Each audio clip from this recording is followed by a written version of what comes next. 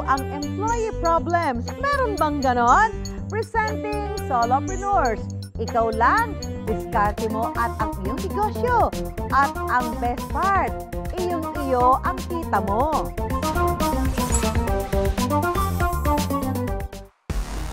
Totoo ang kwento, masarap, malasa, hindi tinipid sa Ricardo at ang presyo pangmasa. Kaya ang palengke style na palabok na ito, binansagang legendary. Ang sarap. Mula pa noon, ang tinda dito, palabok. Simpleng palabok lang pero masarap. Tsaka malinamnam siya. Hindi ko tinatasan para makabili yung gustong bumili ng mura lang. Maganda pag may sarili ka. Pag may kasama naman, ako pa ang gumagawa. Hindi ako na lang mag-isa para wala kang swelduhan. Diyos ko po. Ang negosyong ito kayang kumita ng 6 digits kada buwan. Winner din daw ang pag-asenso rito, kahit na mag-isa lang sa negosyo. Lasang ano? Dalandan, pakwan na pakwan. Bokong-boko! Lasang masarap, lasang buko. Kayang-kaya naman kahit mag-isa ka lang sa business. Kumikita na rin po yung business ko ngayon ng 5 to 6 digits po. Depende po sa season. Kasi ang pinapasweldo mo ang sarili mo. Talagang paldo-paldo kita na. Panghimagas na may palaman sa loob. Yan ang cream puff, pina-level up pa dahil may cream puff tower na rin. Mukhang mahirap gawin at kailangan ng group effort. But wait, carry-carry raw yung gawin ng isang tao. Nag-upgrade kami to 50K for packaging, baking tools, mixer, oven. Nabawi din namin agad yun in a month. In a month, ang sales namin is 6 digits. Pero kapag Mother's Day, Father's Day, Valentine's, Christmas and New Year, umaabot ng 6 digits a day. Totoo ang kwento, masarap, malasa, hindi tinipid sa Ricardo. At ang presyo, pangmasa. Kaya ang palengke style na palabok na ito sa Obrero Public Market sa Maynila, pinansagang legendary. Ang master cook, ang 76 years old na si Nanay Deli.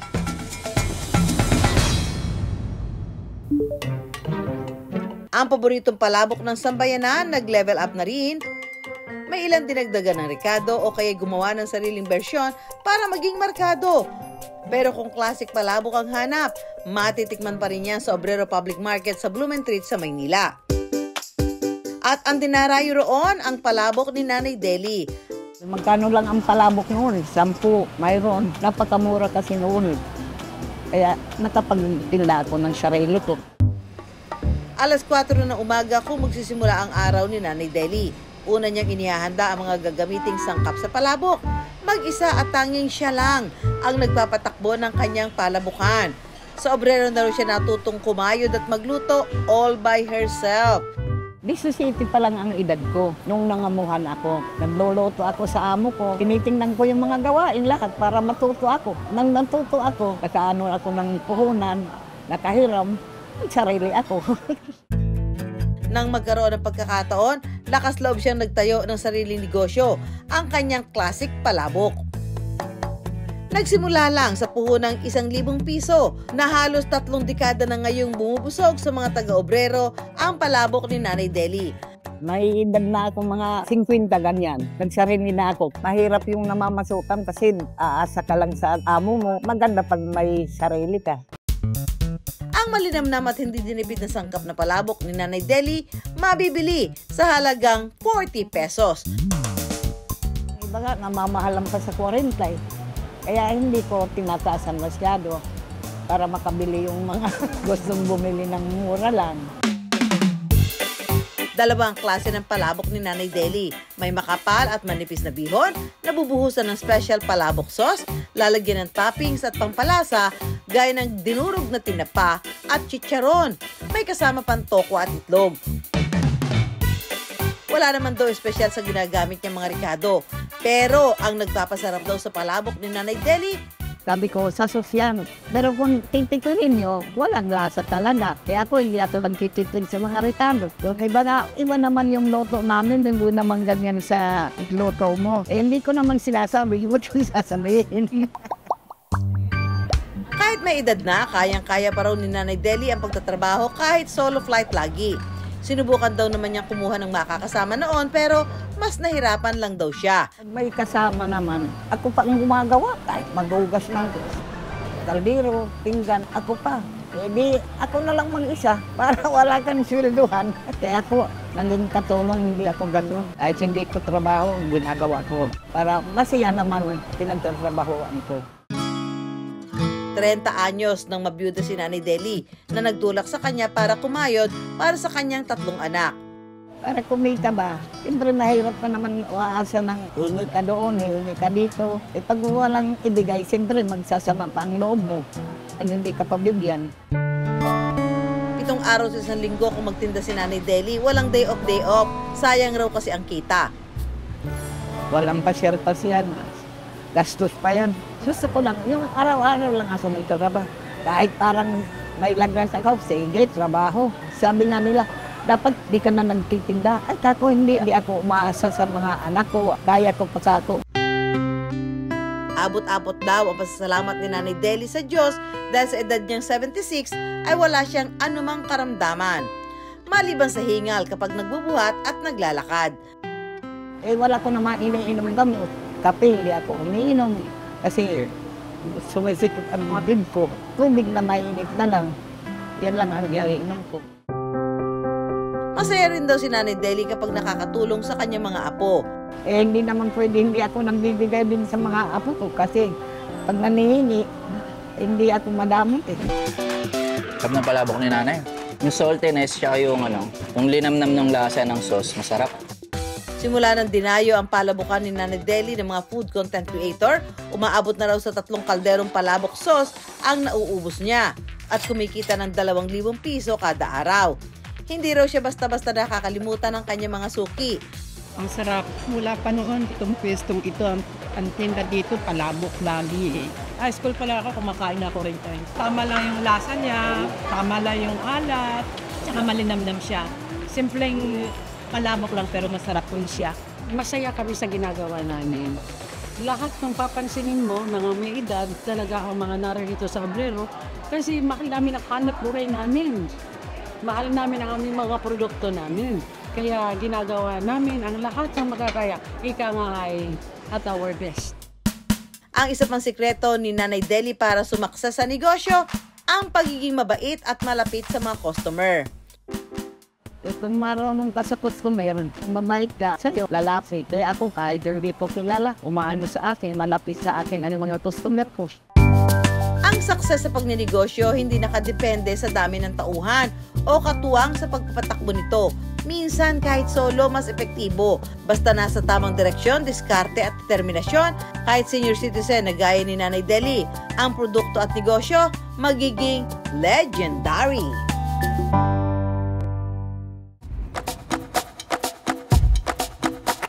Diyos ko po.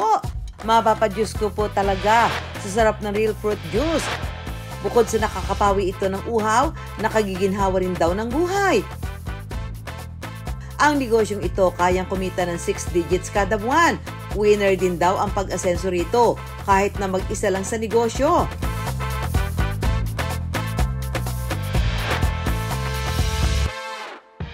Ang 24 anyos na si Jal, hands-on sa kanyang negosyo. Lahat ng kanyang oras dito ngayon nakatuon. Mula sa production, delivery, marketing, at hanggang sa pagbebenta, siya lahat. Lalo na pag mag-start ka pa lang po ng maliit, kailangan ikaw muna po kasi kung kukuha ka kagad ng mga tao, baka yung mga kinikita mo, mapunta lang sa mga tao, hindi mo mahirapan ka mag-expand ng business and mapalaki to. So, kayang-kaya naman kahit mag-isa ka lang sa business, basta time management and tiyaga lang sa pagbebenta.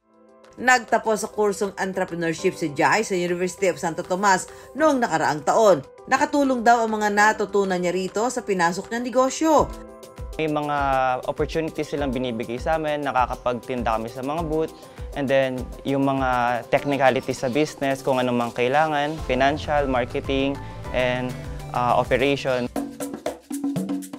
Mga fruit juice ang produkto ni Jai. Hindi kami nag-a-add ng preservatives, all natural and made from real fruit. So, Ginawa ko tong product na to para mag-provide ng healthy option na beverage sa mga tao. Siguro hindi ko nakikitaan ng ganung kalaki market yung fruit juices, lalo na yung mga bottled juices. Kasi ngayon focus sila sa coffee eh. So ako, nag-isip ako ng ibang business na papatok din lalo na dito sa Pilipinas kasi mainit yung panahon natin. Nang mag-umpisa si Jai, mga Zumba dancer daw ang una niyang customers. 500 piso ang kanya naging puhunan at ang una niyang flavor, buko juice. Bumili lang ako ng buko sa palengke and then yun po yung ginawa ko, 25 pieces. And then binenta ko lang po kinabukasan sa mga nagsusumba sa simbahan. And then after po, naubos po siya. After 1 month, nakabenta po ako ng 1,000 pieces na buko juice. Mula sa mga buko juice, nadagdagan na rin ito ng ibang fruit flavors. Gaano ba yan ka-fresh, Jai? Hi mga kapuso, nandito ako ngayon sa supplier ko ng fruit. So ngayon mamimili tayo ng mga prutas na kailangan natin sa production natin. Pagdating sa lemon, kailangan yung pinipili natin is bright yellow and smooth yung surface ng skin niya.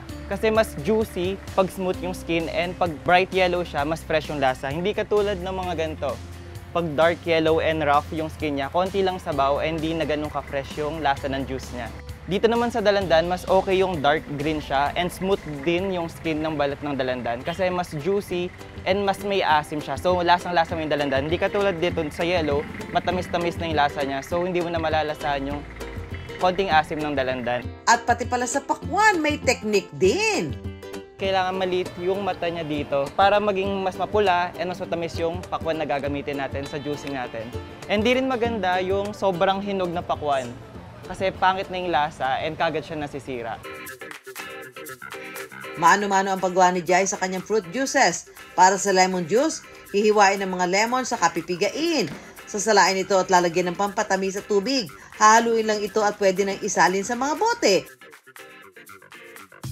Ganun lang kasimple at meron ka ng lemonada. Iba naman ang proseso para sa watermelon juice. Ilalagay sa blender ang laman ng pakwan. Kapag naging juice na, sasalain ito. Saka sasangkapan ng pampatamis. Palamigin lang sa ref at ready to drink na ang watermelon juice. Bukod sa pakwan at lemonada, bestseller din ang kanilang coconut lychee. Meron ding dalandan, mango at pure coconut water. 85 to 90 pesos ang kada bote ng fruit juice. Sa halagang 3,488 pesos, pwede mo nang ma-avail ang kanilang reseller package. Yung shelf life po ng mga juices namin, umabot po siya ng 1 month basta nakastore lang po siya sa freezer. So frozen lang po siya. Pero pag sa cooler naman po na po-provide namin, lalagyan nyo lang po ng yelo and then mag-last na po siya ng 1 week. Pag sa chiller naman po, 1 to 2 days lang po yung shelf life. Ang 24 anyos na si Jal, hands-on sa kanyang negosyo. Lahat ng kanyang oras dito ngayon nakatuon.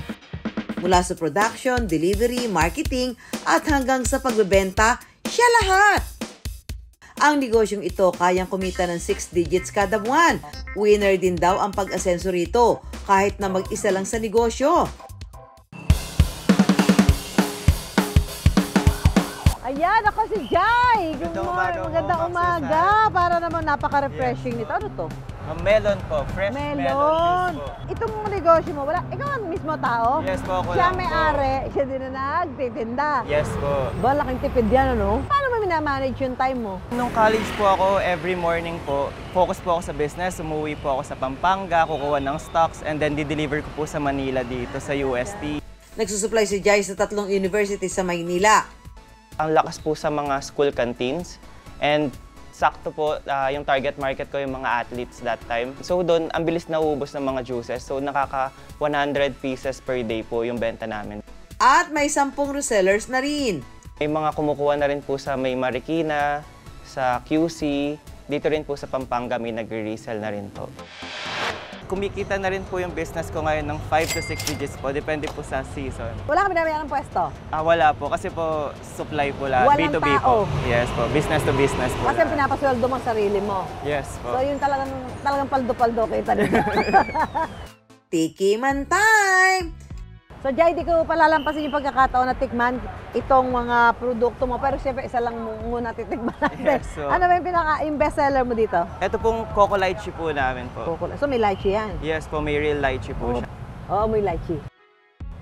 Ay, ang sarap. Ang sarap po. Ilan yung lychee na lagay mo dito? Ano Lasang po? lasa yung lychee. Secret po yung Lasang lasa. Sabi ko, titikim lang, mauubos ko pa. Masarap. Thank you po. Ay, ang sarap. Siyempre, hindi lang tayo ang marerefresh for today dahil mamimigay rin tayo ng mga nandirito sa terminal ng bus. Pili ka dyan sa mga nandiyan dyan kung anong flavor. Yung watermelon na lang. Watermelon! Isa sa mga bestseller. Yan, malaman natin kung anong masasabi mo sa lasa. Nakakatanggal po ng pagod sa paglalakad mula sa MRT. Na masarap, patamis, ano? Masarap po, refreshing. Kami dito sa bus, sa biyaheng, sa Pampalay, Bulacan. At pamimigay natin yung mga fruit juice ni Jai. Jai. Hindi, ano, lasang-lasa talaga. Malasa. Lasang pakwan talaga. Pakwan na pakwan. Bukong-buko! Lasang masarap. Lasang buko. Lasang ano? Nalandan, suwa. Ayun, kaya niya sabi niya suhay. Kasi naman medyo magkalapit ang lasa. Masarap. Ayan, pampawi ng pagod yun. Mas matamis ang tagumpay kapag ito'y piniga mula sa sipag at tiyaga. Pag binuhusan ng oras, dedikasyon at puso, mapapa-Diyos ko po ka na lang sa sarap ng success. Panghimagas na may palaman sa loob. Pwede kung ano ang bet na kulay ng chocolate coating. Yan ang cream puff na usong-uso for today's video. Pina-level up pa dahil may cream puff tower na rin. Ang syala! Mukhang mahirap gawin at kailangan ng group effort. But wait, carry-carry raw yung gawin ng isang tao.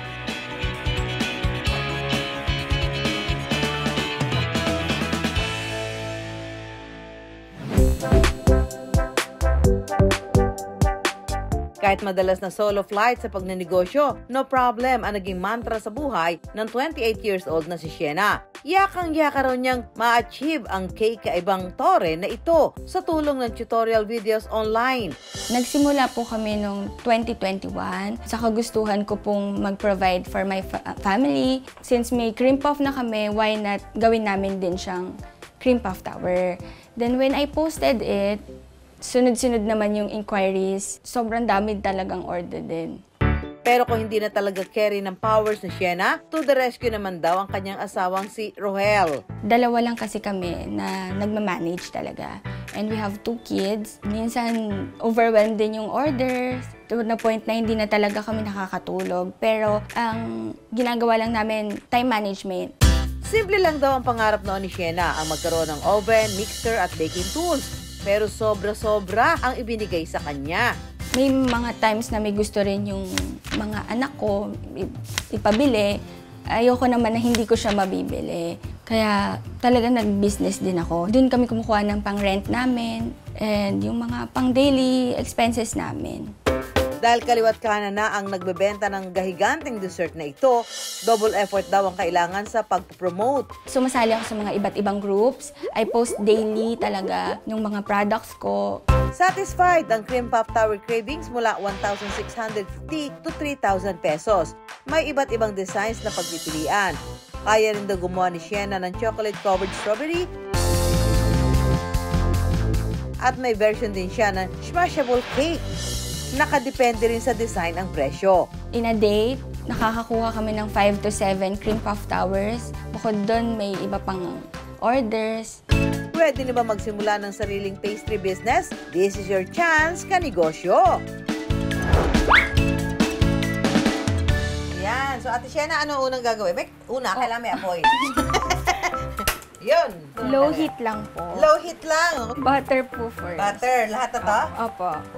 I-melt lang siya. Yes po. Tunawin natin ang butter. Add po ang milk and water. Sabay-sabay siya. Kailangan tunaw na tunaw. Dapat po magbo-boil siya. Kapag kumulo na, pwede nang ilagay ang harina. Tapos halo ulit. Halo-halo lang. Pag wala na po yung traces of flour, okay na siya. Pwede na? Opo. Salin na natin dito. Opo. Yun. Then, 1 by 1 po, mag-a-add tayo ng egg. Haluin. Opo. Hanggang paano yan? Kailan mo siya titigilan? Pag parang, ayan po yung palatandaan. Ay, ganyan yung texture. Pwede na po nating ilipat sa piping bag. Yan. Press. Press. Hold. Stop. Swirl. Swirl. Swirl. Press. Stop. Swirl. Press. Stop. Swirl. Ba't tumataas sa akin? Press. Stop. Swirl. Ito na nga lang. Baka tumapos. Baka ako nakalabasan. Since may mga tap po siya, mabuburn po siya, masusunog siya kapag may tap. So, ito po yung tip. Ano gagawin yan? Ganun lang po. Dadampian? Opo. Okay na. Ready na. Ready to bake na ang ating cream puff. So, eto na. After 30 to 40 minutes, eto na yung ating dough. So, eto na, lalagyan na natin ng filling itong ating mga cream puff. Okay. Bubutasan po natin. Bubutasan lang sa ilalim. Opo. Tapos, ilalagay lang yan. Opo. Mm-hmm. Ang filling po, whipped cream. Yan. Tapos, ano to? Food coloring po. Para lalagyan? Yes po. Ayan. Konti-konti lang. Konti lang. Okay na po kayo sa color. Pwede na po natin siyang i-dip. Dip po natin sa chocolate. Pagka-dip nyo po, shake po para mag-flat siya. Dip. Tapos, shake. Shake nyo po siya pag nabaliktad na. After dipping po, 10 minutes lang to dry. I-arrange na po natin. Sige, game. Mag-stick lang po tayo. Diyan. Para kulay? Kahit Alternate? assorted. So, pupunuin yan. Opo.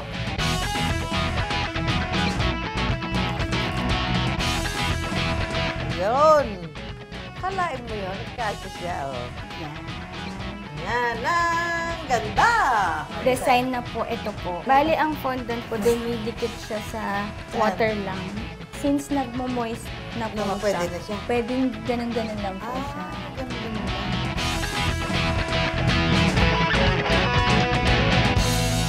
Paano gumawa nito, ha? Nakakatuwa. Yung, siguro maganda din yung kung sa bahay, tapos gusto nyo lang, di ba?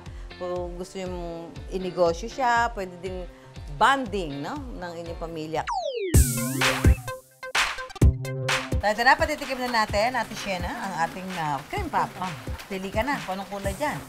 Titikman na niya ang aming ginawa ni Ate Shena.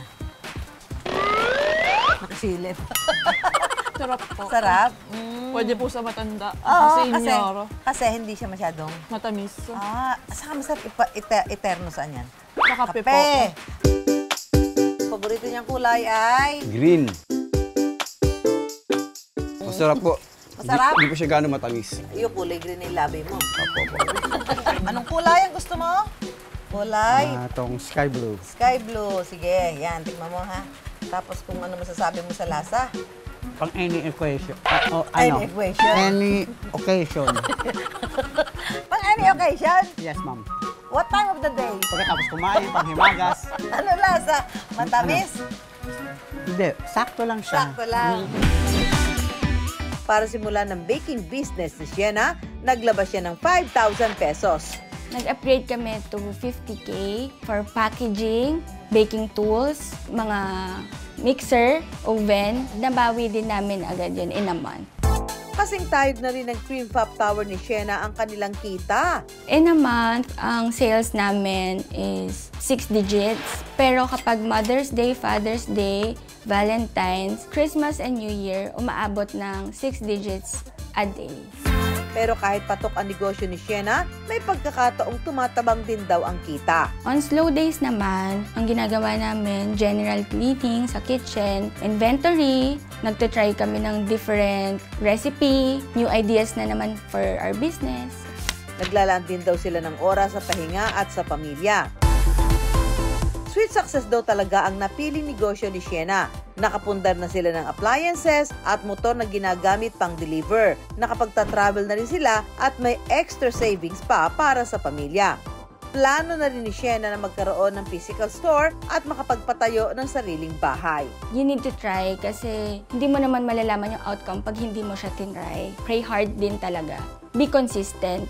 Kung paano ka nung simula, dapat ganun ka pa din para mas ma-improve yung business mo.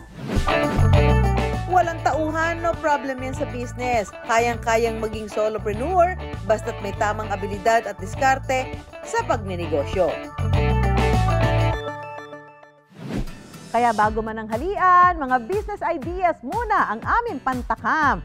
At laging tandaan, pera lang yan, kayang-kayang gawa ng paraan. Samahan nyo kami tuwing Sabado, alas 11:15 ng umaga sa GMA. Ako po si Susan Enriquez para sa Pera Paraan.